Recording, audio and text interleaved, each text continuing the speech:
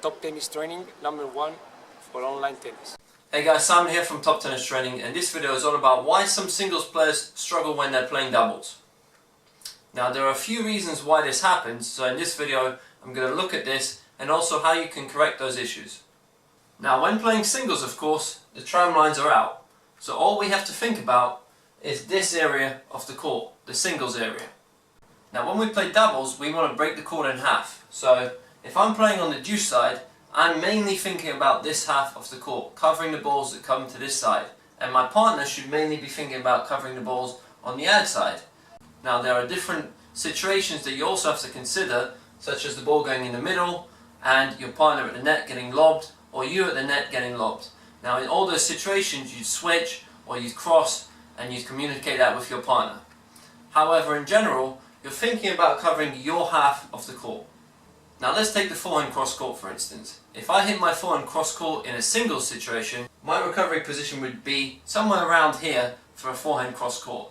In doubles, however, that same forehand that I hit cross court, my recovery position would be much closer to the tram line.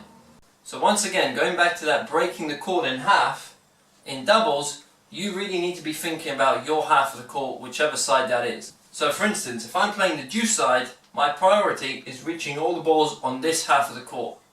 If it goes in the middle and I can reach it and I can intercept, that's a bonus.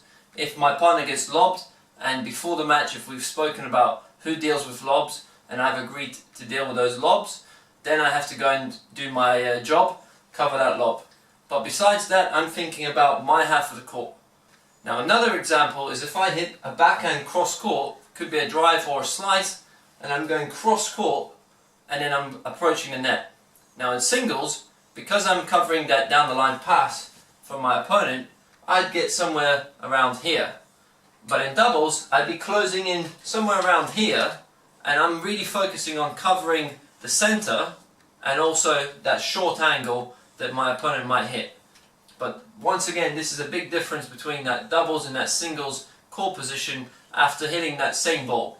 Now what a lot of singles players will do, they'll do that backhand cross-court approach shot, and being a singles player predominantly, they'll try to move in more towards the middle and they'll give a big chunk of that angle cross-court away to the opponent. Good doubles players, however, know where to move into and close and set for the next ball. Now another thing that I see happening a lot with unexperienced doubles players is where they're looking at the net. Now imagine this player's at the net, their partner's on the baseline, and this player is just about to hit a ball. What I see a lot happening is this player, an unexperienced doubles player, will turn around and they'll be looking at their partner while hitting that ball. Now two things this does. The first thing is you're risking an injury.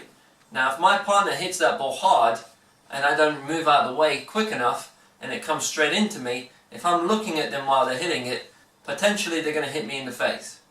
If I'm turned to my opponent and I'm looking mainly at the net player on the other side, even if it hits me, it's hitting me in the back of the head. So it's a lot safer to be hit in the back of the head as opposed to being hit in the face, potentially the eyes. Another thing this does is you're looking at your partner hitting. You cannot change where they're going to hit. You cannot influence that shot. Now my eyes should be locked on player C. Being player B, I should really be focusing on what this player is doing up at net. If I'm looking at my partner, I'm not seeing what player C is doing up at net. Potentially that player is going to cross and I might be their biggest target. So those are two of the things that happen quite a lot with unexperienced doubles players, and this tends to happen a lot with a player who plays mainly singles. So those two things could be fixed quite easily by focusing on mainly covering your half of the court, whichever side that is, and when you're at the net, focus on that net player. If both players are on the baseline, your focus is on both players, and whoever you see preparing to hit the ball, then your attention turns to that player. So hopefully you'll learn quite a lot from this video.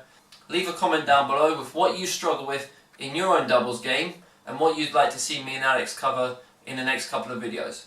Thanks for watching guys, and all the best. Ever wondered how pros like Federer, Djokovic and Raonic hit such good serves all the time?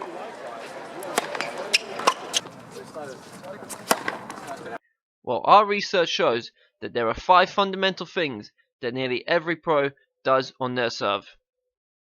And we have just released a video that breaks down these 5 important elements, but more importantly, how you can use these 5 things on your own serve.